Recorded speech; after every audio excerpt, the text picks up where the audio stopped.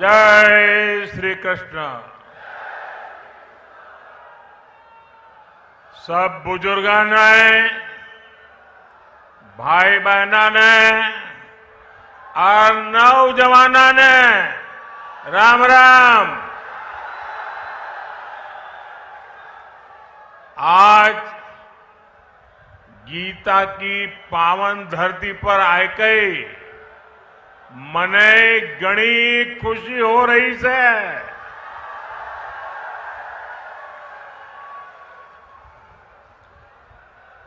कुरुक्षेत्र में आना भारत की संस्कृति के तीर्थ के दर्शन करना मन को भर देता है। यहां गीता का ज्ञान है, यहां सरस्वती सभ्यता के निशान है। ये गुरु गोविंद सिंह जी की छठी पातशाही की धरती है।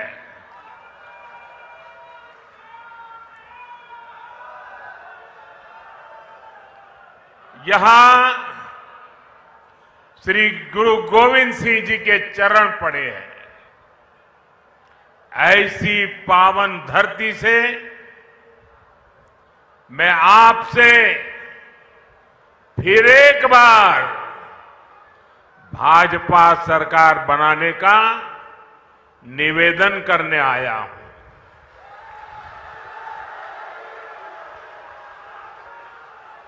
आपने दिल्ली में लगातार तीसरी बार मुझे सेवा का अवसर दिया है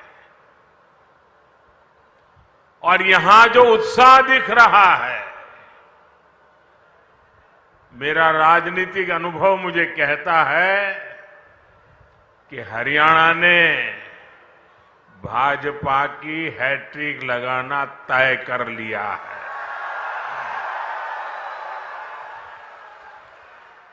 अभी मुझे मेरे संसद के साथी नवीन जी बता रहे थे कि आप पिछले 50 साल का इतिहास देख लीजिए। हरियाणा की एक विशेषता रही है, दिल्ली में जिसकी सरकार होती है हरियाणा में भी उसी की सरकार बनाते हैं। कभी भी उलटफेर नहीं होने देते। भाइयों बहनों, कुरुक्षेत्र से तो हमारे मुख्यमंत्री जी खुद ही यहां उम्मीदवार है। आज हरियाणा के इस बेटे की प्रशंसा पूरे देश में होती है। इतने कम समय में बहुत कम लोगों को इतनी लोकप्रियता मिलती है और इसका कारण भी है हमारे मुख्यमंत्री जी 24 घंटे हरियाणा के विकास के लिए समर्पित रहते हैं।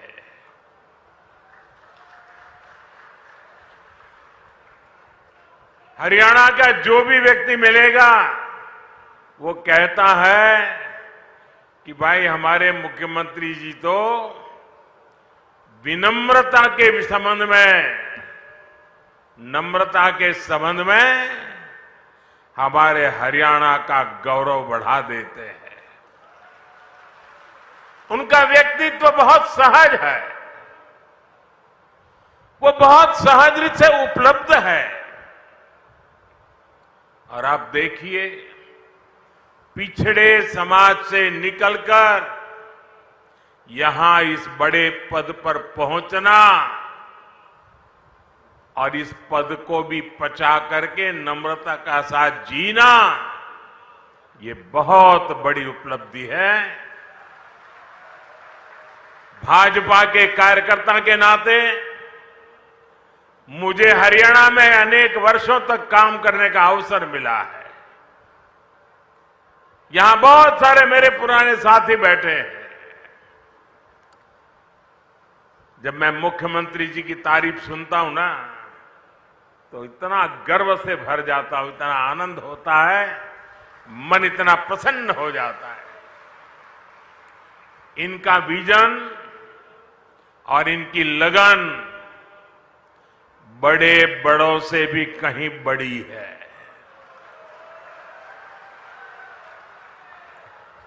मैं आज हरियाणा के लोगों के पास आया हूं। आपके इस बेटे को आप आशीर्वाद दीजिए। भाजपा को आशीर्वाद दीजिए।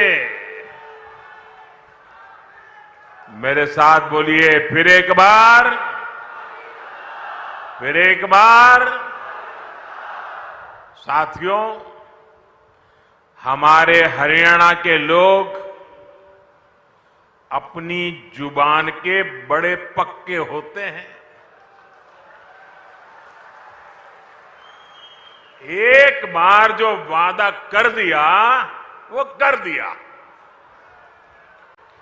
भाजपा ने भी हरियाणा से यही सीखा है, और मैंने तो हरियाणा की रोटी बहुत खाई है।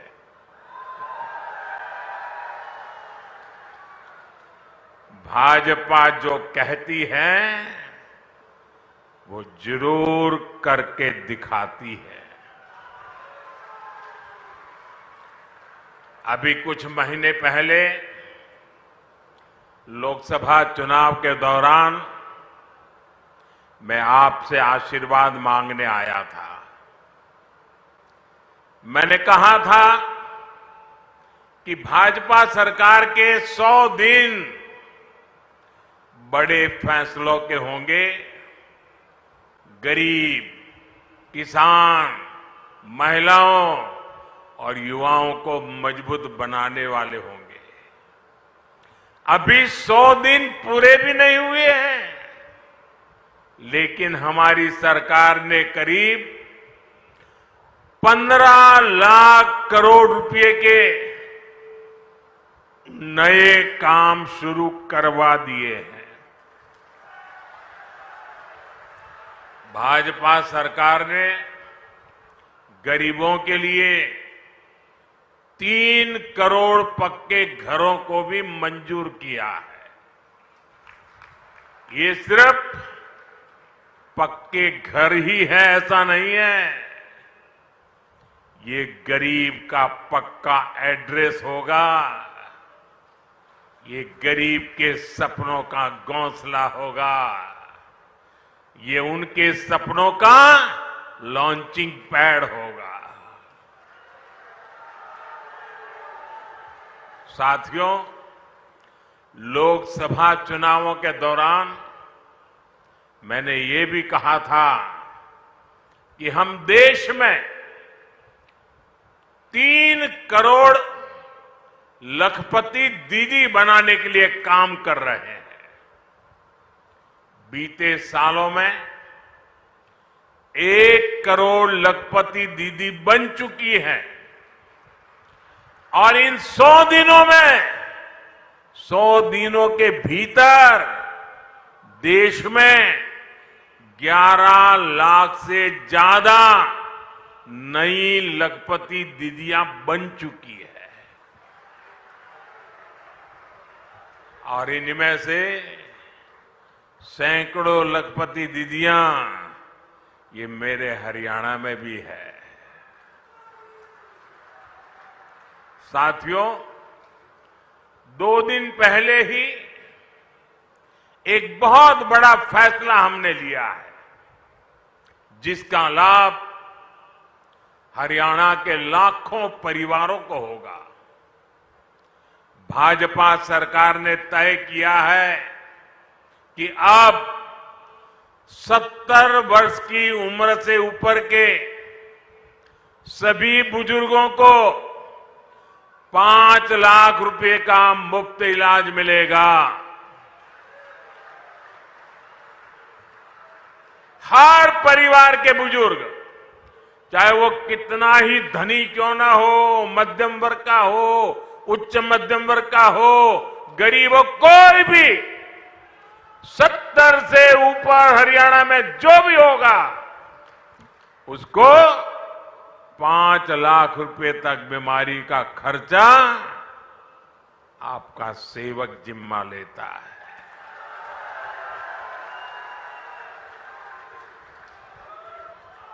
अब उसके इलाज के लिए उसके बच्चों को फिक्र करने की जरूरत नहीं है, उसकी फिक्र आपका ये बेटा करेगा।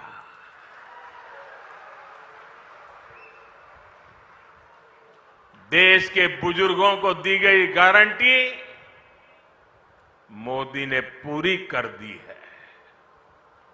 मैं हरियाणा के सभी भाइयों और बहनों से कहूंगा, आप अपने बाल बच्चों का ध्यान रखिए। आपके माता पिता की चिंता आपका ये बेटा, आपका ये भाई कर रहा है। साथियों, हरियाणा में भी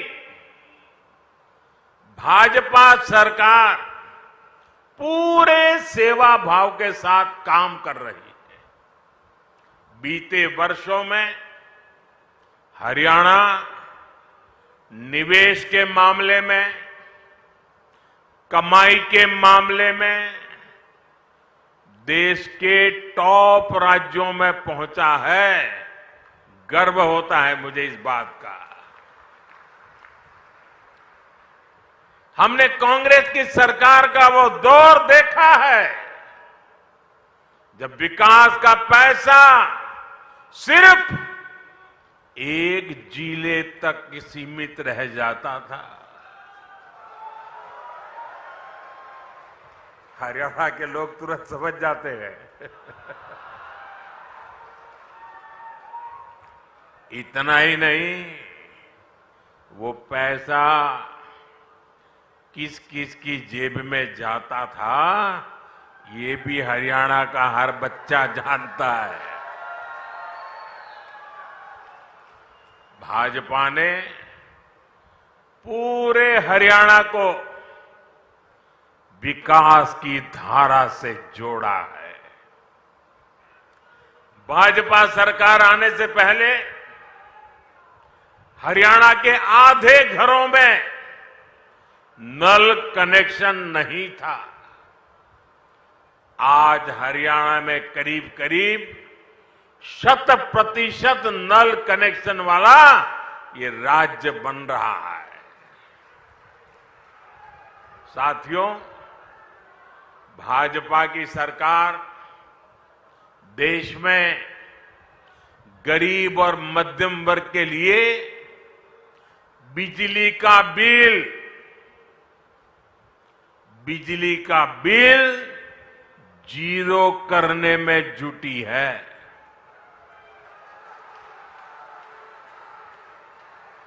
और इसके लिए हमने पीएम सूर्यघर मुफ्त बिजली योजना शुरू की है। इसके तहत केंद्र सरकार हर परिवार को, यहां बैठे हुए सबको कहता हूं, मोदी है, मौका मत जाने दीजिए। और हरियाणा का तो मुझ पर विशेष अधिकार है भाई। हर परिवार को करीब 80,000 रुपए की मदद दी जा रही है। इस देश में कभी ऐसा नहीं हुआ कि एक एक परिवार के लिए 80,000 रुपया। और डबल इंजन की सरकार का कमाल देखिए, मोदी ने तो कहा मैं 80,000 दूंगा, इसमें हरियाणा के हमारे भाजपा के लोगों ने तय किया है, हरियाणा के हर घर को 30,000 रुपए की मदद यहां की सरकार एक्स्ट्रा,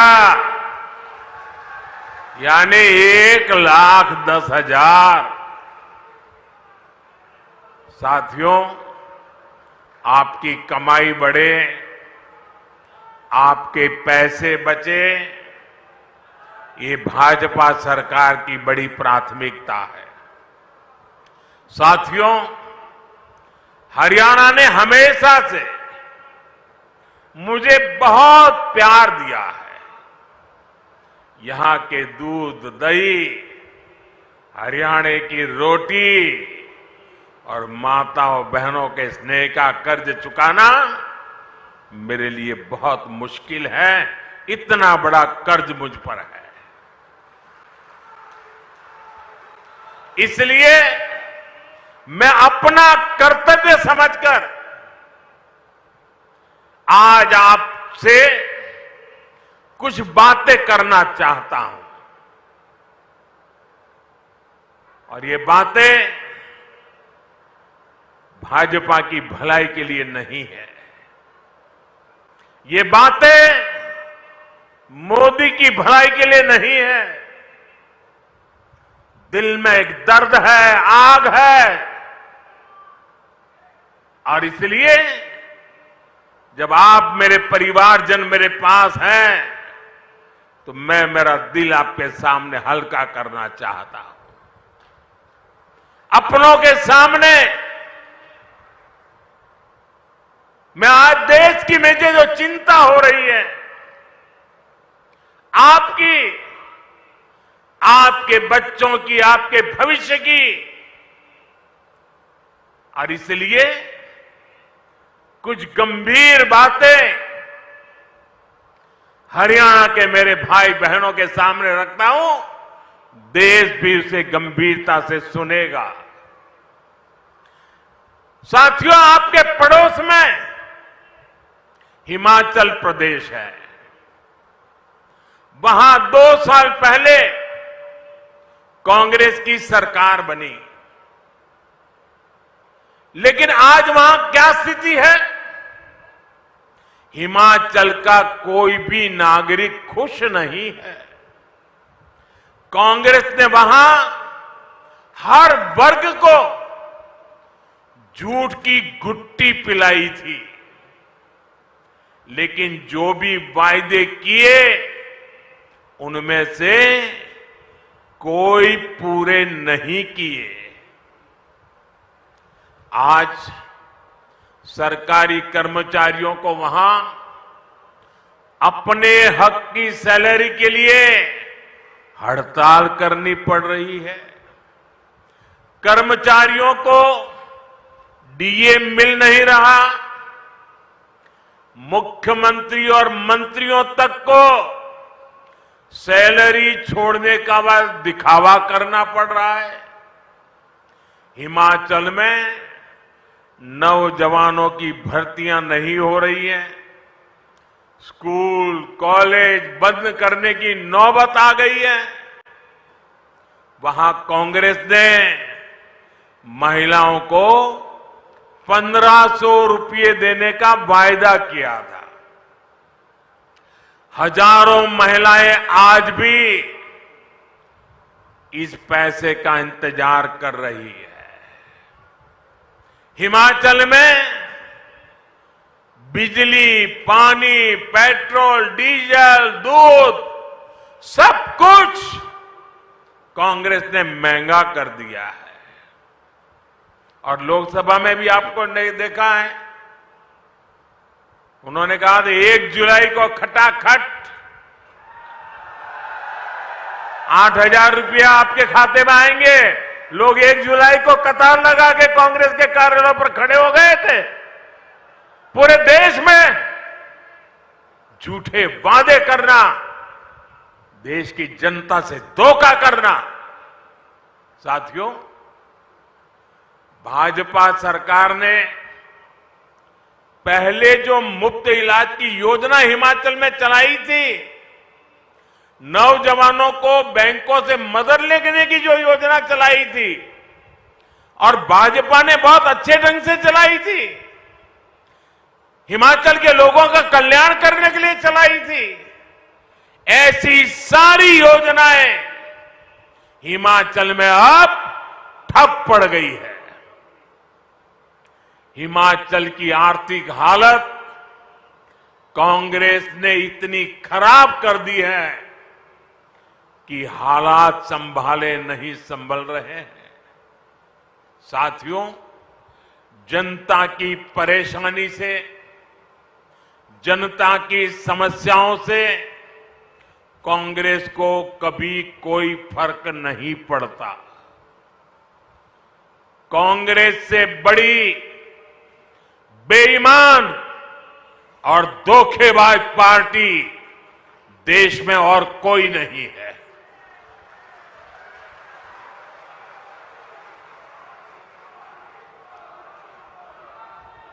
कांग्रेस के झूठ पर विश्वास करके वो लोग पछता रहे हैं जिन्होंने अपने राज्य में कांग्रेस को मौका दिया।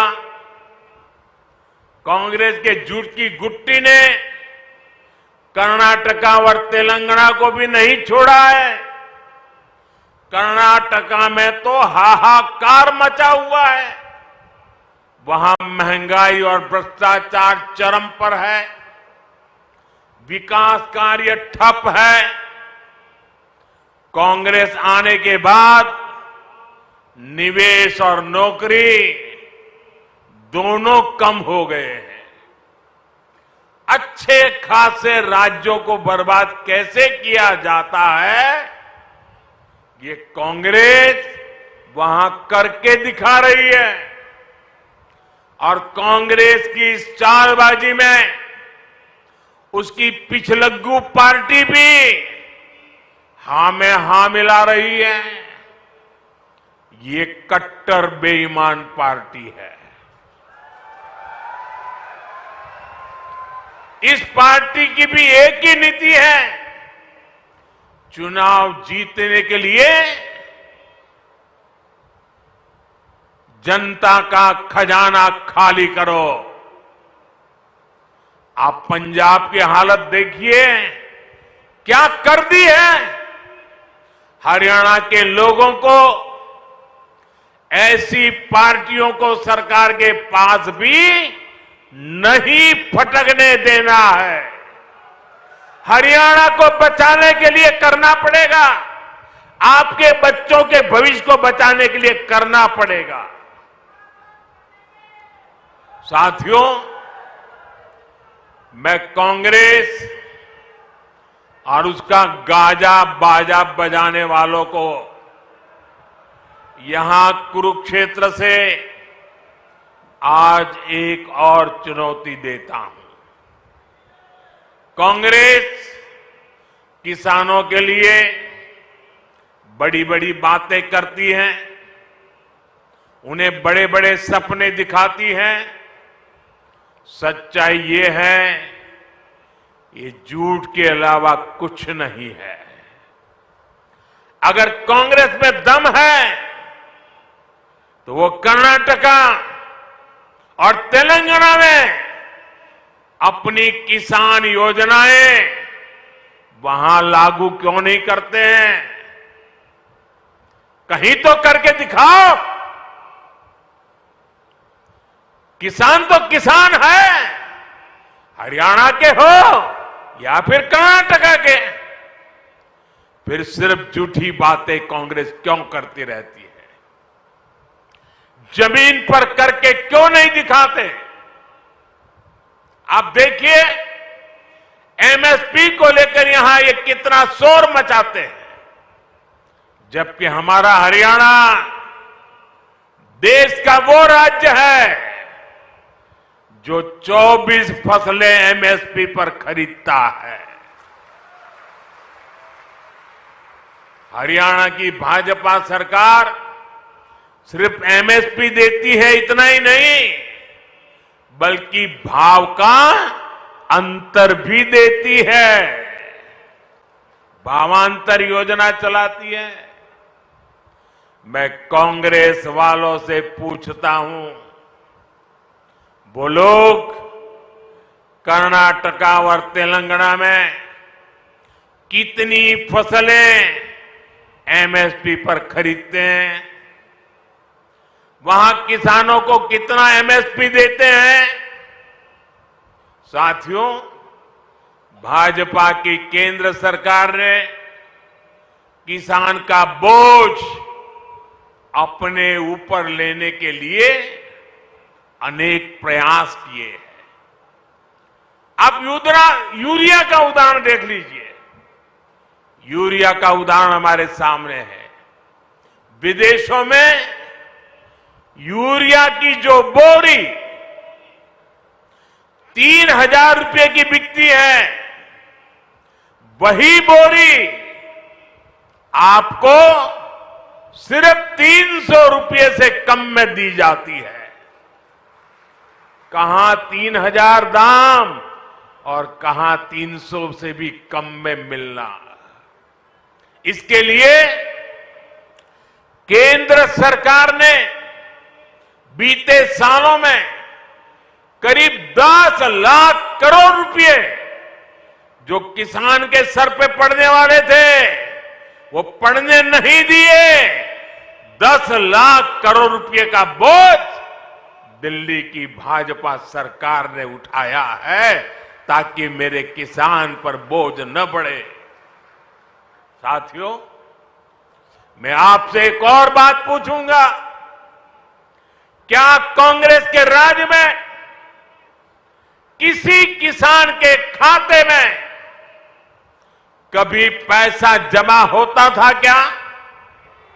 जरा जोर से बताइए ना, होता था क्या? 1 रुपया भी आता था क्या? ये लोग 1 पाई भी नहीं देते थे। किसानों के बैंक खातों में सीधे पैसे भेजने का काम भाजपा ने किया है। किसान सम्मान निधि के रूप में करीब 3.25 लाख करोड़ रुपए से अधिक हमने किसानों के खाते में जमा किए हैं। 3.25 लाख करोड़।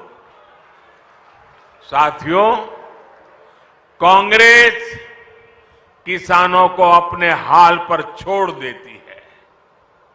मैं आपको फिर कर्नाटका का उदाहरण दूंगा, जहां कांग्रेस की सरकार है। देखिए कर्नाटका में क्या हो रहा है। कांग्रेस के सिर्फ कुछ महीनों के राज में आप सुनकर के चौंक जाएंगे। कुछ ही समय के राज में कर्नाटका में करीब 1200 किसानों ने आत्महत्या की है। अरे डूब मरो कांग्रेस के लोग। आपके मुंह में किसान के नाम पर झूठ फैलाने का पाप पड़ा हुआ है। वो इसलिए क्योंकि सूखा पीड़ित किसानों की कांग्रेस, वहां की सरकार ने मदद नहीं की। और ये झूठे लोग यहां हरियाणा में बड़ी बड़ी बातें करते हैं। साथियों, कांग्रेस की राजनीति झूठे वादों और देश में अराजकता फैलाने के हथकंडों तक ही सीमित हो चुकी है। आप जरा याद कीजिए, इन्होंने ओल्ड पेंशन स्कीम को लेकर कितना बवाल खड़ा किया था।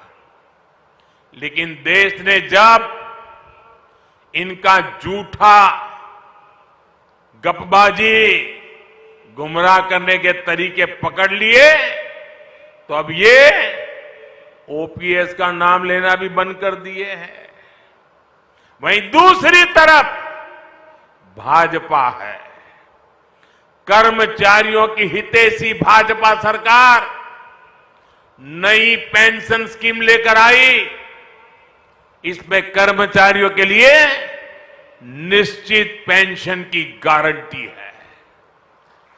इस नई पेंशन स्कीम का देश भर के कर्मचारियों में व्यापक स्वागत हुआ है। सरकारी कर्मचारियों ने उस पर बहुत खुशी जताई है।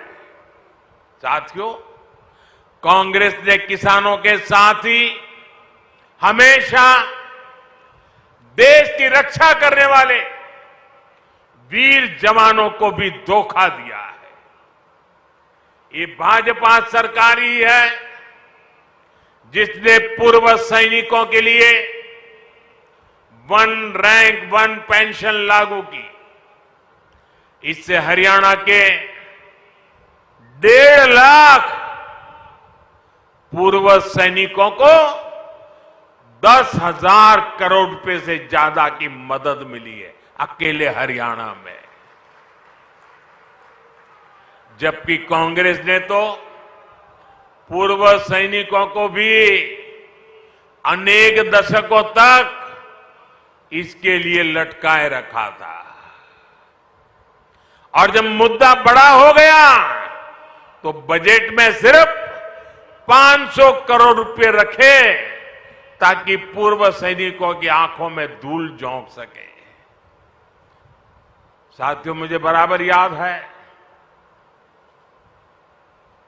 15 सितंबर 2013 13 सितंबर 2013 को भारतीय जनता पार्टी ने मुझे प्रधानमंत्री पद के उम्मीदवार के रूप में घोषित किया था और मेरा पहला सार्वजनिक कार्यक्रम 15 सितंबर को रेवाड़ी में हुआ था। पूर्व सैनिकों का कार्यक्रम हुआ था और मैंने पूर्व सैनिकों के सामने मन से सामने सर झुकाकर कहा था कि मैं आपकी तपस्या को कभी बेकार नहीं जाने दूंगा। मैं वो आरोपी लागू करूंगा। कांग्रेस वालों ने 500 करोड़ का खेल खेला था। साथियों, सरकार में आने के बाद हमने वो आरोपी लागू किया। इतना ही नहीं, कुछ दिन पहले ही हमने ओआरओपी का तीसरा रिवीजन भी कर दिया है और इस अक्टूबर से मेरे पूर्व फौजी भाइयों को इसका भी लाभ मिलने लग जाएगा। साथियों, मैं यहां आने से पहले जम्मू कश्मीर में था। वहां भी चुनाव हो रहे हैं। वहां कांग्रेस पार्टी आर्टिकल 370 धारा 370 को फिर से बहाल करने का समर्थन कर रही है। क्या ये आपको मंजूर है? क्या कश्मीर को अलग होने देना है? ऐसा पाप करने वाली कांग्रेस को सजा देनी चाहिए कि नहीं देनी चाहिए? यानी कुछ साल पहले तक वहां हरियाणा के हमारे वीर सैनिकों पर जो पत्थर चलते थे, आतंकवादी बम बंदूक की गोलियां चलाते रहते थे, मेरे हरियाणा के वीर सपूत हर सप्ताह कहीं न कहीं से तिरंगे में लपेटकर उनका शरीर घर लौटता था, वो शहीद हो जाता था। कांग्रेस धारा 370 वापस लाने का समर्थन करके उस दौर को वापस लाना चाहती है। कांग्रेस आतंक और अलगाव के उस कालखंड को वापस लौटाना चाहती है। वो कालखंड जिसके कारण हरियाणा की अनेक माताओं को अपनी संतानें गंवानी पड़ी। कांग्रेस हरियाणा की माताओं से उनकी संतानें छीनना चाहती है। आप मुझे बताइए, क्या कांग्रेस को आर्टिकल 370 फिर वापस लाने देंगे क्या? देश लड़ाई लड़ेगा कि नहीं लड़ेगा? साथियों, कांग्रेस के लिए तुष्टीकरण ही सबसे बड़ा लक्ष्य है। आज तो हालात ये हो गई है कि कांग्रेस के राज में कर्नाटका में गणपति जी को भी सलाखों के पीछे डाला जा रहा है। गणपति जी को पुलिस के डिब्बे में बंद कर दिया। पूरा देश आज गणेश उत्सव मना रहा है और कांग्रेस विघ्नहर्ता की पूजा में भी विघ्न डाल रही है। तुष्टीकरण के लिए कांग्रेस कुछ भी कर सकती है। साथियों, गांधी जी हमेशा सत्य की वकालत करते थे। आजादी के बाद कुछ वर्षों तक कांग्रेस पर भी महात्मा गांधी जी के संस्कारों का असर रहा, लेकिन आज ये वो पुराने वाली कांग्रेस नहीं है। आज की कांग्रेस यानी ये अर्बन नक्सल का नया रूप बन गई है। कांग्रेस को अब झूठ बोलने में कोई शर्म नहीं आती। कांग्रेस का झूठ पकड़ा जाता है तो भी उसको शर्म नहीं आती है। कांग्रेस हर रोज एक नया झूठ बोलती है। कांग्रेस देश की एकता पर लगातार हमला कर रही है। कांग्रेस द्वारा पूरी तरह से नक्सलवादी विचार देश पर थोपा जा रहा है। भाजपा को बदनाम करने के लिए, उसे भारत को बदनाम करने में शर्म नहीं आ रही है। इसलिए आपको कांग्रेस और उसके साथियों से सावधान रहना है। साथियों, आज मैं हरियाणा की धरती से एक और विषय उठाना चाहता हूं। भारत में सबसे बड़ा दलित विरोधी, ओबीसी विरोधी, आदिवासी विरोधी अगर कोई है तो वो कांग्रेस का परिवार है।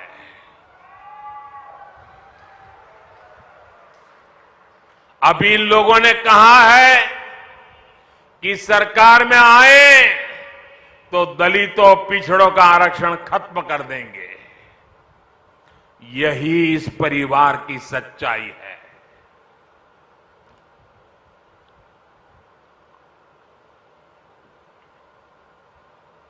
कांग्रेस का परिवार हमेशा से ही बाबा साहब आंबेडकर जी को नफरत करता था, आरक्षण का घोर विरोध करता रहा है।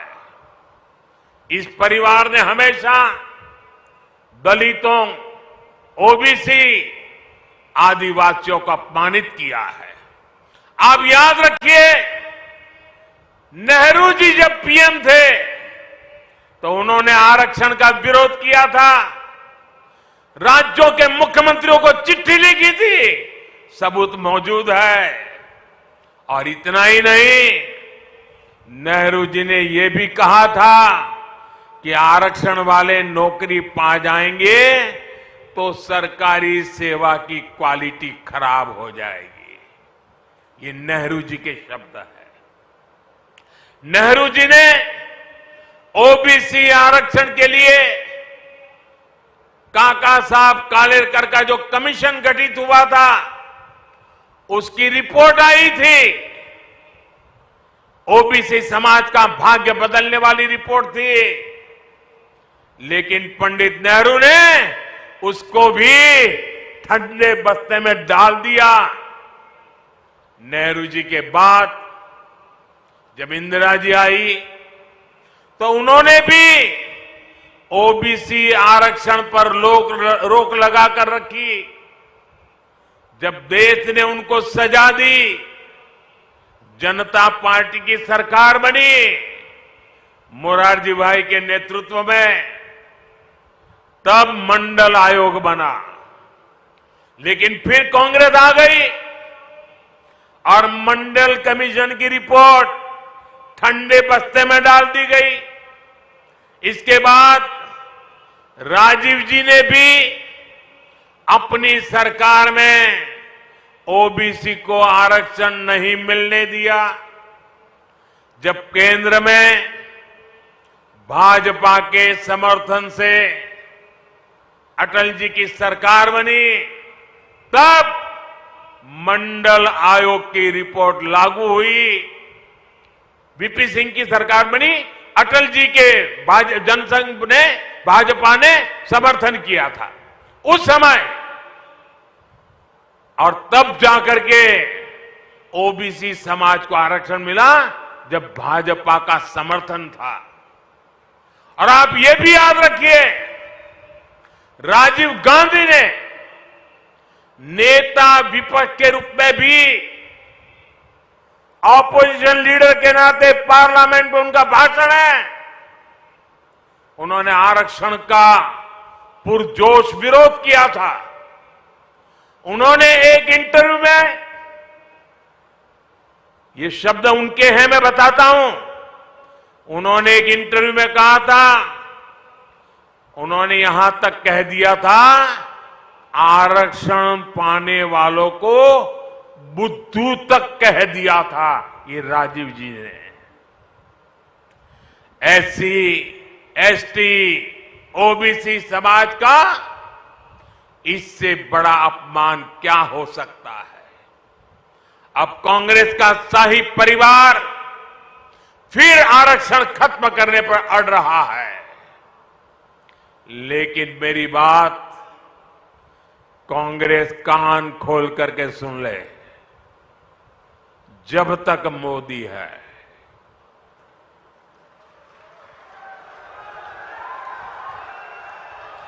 जब तक मोदी है, तब तक बाबा साहब आंबेडकर के दिए आरक्षण में से रत्ती भर भी लूट नहीं करने दूंगा, हटाने नहीं देने दूंगा। एससी, एसटी, ओबीसी का आरक्षण रहेगा, ये मोदी की भी गारंटी हो और भविष्य में उसके लिए लड़ाई लड़ने की भी गारंटी है। साथियों, कांग्रेस का दलित विरोधी चेहरा हरियाणा से बेहतर कौन जानता है।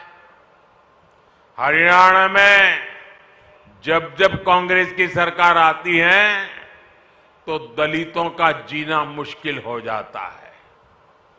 2005 में गोहाना में कितना बड़ा कांड हुआ था, क्या उसे कोई दलित परिवार भुला सकता है। 2010 में मिर्चपुर कांड को क्या कोई भूल सकता है। 2012 में भगाना में जो कुछ हुआ था, फिर 2014 में दलित बेटियों के साथ जो कुछ हुआ था, उस शर्मनाक घटना को याद करके ही रूह कांप जाती है। तब हमने ये भी दिखा था कि मुख्यमंत्री हुड्डा जी और इनका दिल्ली का शाही परिवार सबके मुंह पर ताले लग गए थे। इसलिए कांग्रेस से यहां के दलित समाज को बहुत सचेत रहने की जरूरत है। मैं तो कांग्रेस से एक और बात बताऊंगा। पहले कांग्रेस में जो एक अंदरूनी महाभारत चल रही है, अरे जरा उसे तो संभालो। जिस तरह यहां एक परिवार को आगे बढ़ाकर कांग्रेस राजनीति कर रही है, वो पूरा दलित समाज देख रहा है। साथियों, भाजपा की सरकार पूरी ईमानदारी से हरियाणा के विकास में जुटी हुई है, जबकि कांग्रेस की सरकार के दौरान यहां भ्रष्टाचार ही संस्कार बन गए थे। इसका बहुत बड़ा नुकसान हरियाणा के नौजवानों को हुआ। जब यहां कांग्रेस की सरकार थी तो खर्ची और पर्ची के बिना नौकरी नहीं मिलती थी। भाजपा सरकार ने खर्ची पर्ची के इस खेल को बंद कर दिया है। इसकी प्रशंसा आज पूरे देश में हो रही है। भाजपा सरकार ने पूरी पारदर्शिता से यहां करीब 1.5 लाख सरकारी नौकरियां दी है। अभी भी हमारे मुख्यमंत्री नायब सिंह सैनी जी 25,000 युवाओं को नौकरी देने जा रहे थे, लेकिन कांग्रेस के भर्ती रोको गैंग ने उसमें अड़ंगा डाल करके रख दिया। लेकिन हरियाणा के नौजवानों, आप चिंता मत करिए, 8 अक्टूबर के बाद फिर भाजपा सरकार बनेगी तो इसी कार्य से नए कार्यकाल का श्री गणेश किया जाएगा। साथियों, हरियाणा में तीसरी बार भाजपा सरकार आने का मतलब है सबका विकास, तेज विकास। तीसरे टर्म में कुरुक्षेत्र को सांस्कृतिक पर्यटन का बड़ा सेंटर बनाने का हमारा अभियान तेज होगा।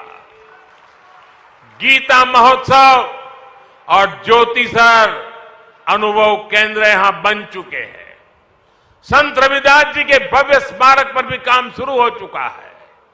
विकास कैसे हर काम तेजी से हो, इसके लिए तीसरी बार यहां पूर्ण बहुमत की भाजपा सरकार बनानी है। 5 अक्टूबर को कमल निशान पर उंगली दबानी है। आप सभी के आशीर्वाद फिर एक बार भाजपा सरकार बनाएंगे।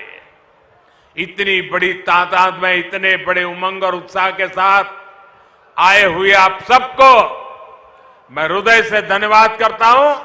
मेरे साथ बोलिए, भारत माता की। आवाज दूर दूर तक जानी चाहिए। भारत माता की, भारत माता की, भारत माता की। बहुत बहुत धन्यवाद।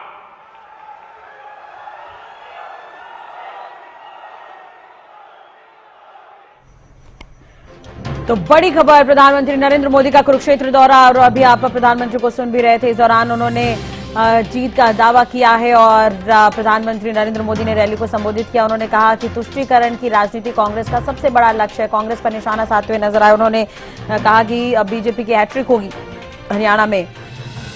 कांग्रेस पर निशाना साधते हुए कहा कि कांग्रेस जो है आदिवासी विरोधी है, ओबीसी विरोधी है, दलित विरोधी है।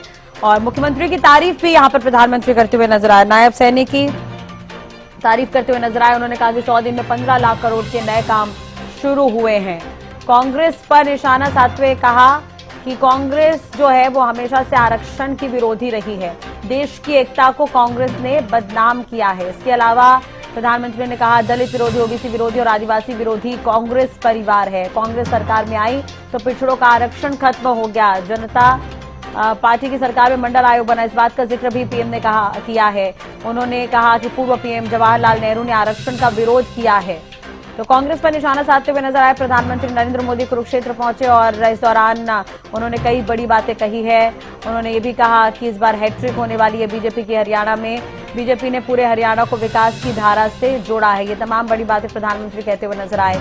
बीजेपी गरीब का बिजली का बिल जीरो करने में जुटी हुई है, प्रधानमंत्री ने ये भी कहा। उन्होंने कहा हरियाणा के हर घर को 30,000 रुपए की मदद सरकार की तरफ से दी जाएगी। हिमाचल की कांग्रेस सरकार पर भी निशाना साधा है। यहां पर प्रधानमंत्री ने हिमाचल में नौजवानों की भर्ती नहीं हो रही है, प्रधानमंत्री ने कहा। उन्होंने ये भी कहा कि स्कूल और कॉलेज बंद करने की नौबत आ गई है। कुल मिलाकर प्रधानमंत्री कहते हुए नजर आए, जिस राज्य में भी कांग्रेस की सरकार है वहां पर विकास रुक गया है, विकास नहीं हो रहा है। राहुल गांधी के खटाखट वाले बयान पर भी उन्होंने चुटकी ली। 8,000 रुपए खटाखट देने का वादा किया था। ये राहुल गांधी पर निशाना साधते हुए कहते हुए नजर आए प्रधानमंत्री नरेंद्र मोदी।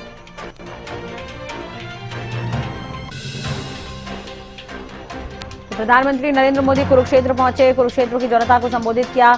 इस दौरान आपको बता दें 6 जिलों के अंतर्गत जितने विधानसभा क्षेत्र हैं, तमाम क्षेत्रों के जो प्रत्याशी हैं वो मौजूद रहे। मुख्यमंत्री नायब सैनी खुद लाडवा से चुनाव लड़ रहे हैं, वो भी उनके साथ मौजूद रहे। इससे प्रधानमंत्री से पहले उन्होंने भी अपना संबोधन दिया था। तो आपको ये जानकारी दे दें कि प्रधानमंत्री नरेंद्र मोदी कुरुक्षेत्र पहुंचे, जनता को संबोधित किया, रैली को संबोधित किया। इस दौरान कांग्रेस पर निशाना साधते हुए नजर आए प्रधानमंत्री और उन्होंने हरियाणा में जीत का दावा किया है। उन्होंने कहा कि बीजेपी की हैट्रिक लगना तय है। हमारे मुख्यमंत्री 24 घंटे हरियाणा के विकास के लिए समर्पित है। उन्होंने कहा बीजेपी जो कहती है करके दिखाती है।